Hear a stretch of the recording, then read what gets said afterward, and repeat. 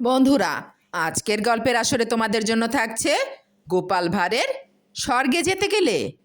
গোপাল একদিন মহারাজকে বলল, মহারাজ, আরব দেশের এক দ্বীপে একটি প্রথা আছে। সেখানে লোক মরলে তার কবরের ভিতর টাকা দেওয়া হয়, কারণ ঘুষ না পেলে তো স্বর্গে ঢুকতে দেবে না। তাছাড়া তার কাপড়ের ভিতরে পাদ্রির একখানা প্রশংসাপত্রও দেওয়া হয়। মৃত ব্যক্তি যে সাধু সজ্জন ছিল সে স্বর্গে যাওয়ার যোগ্য পাত্র, তাই লেখা থাকে সে পত্রে।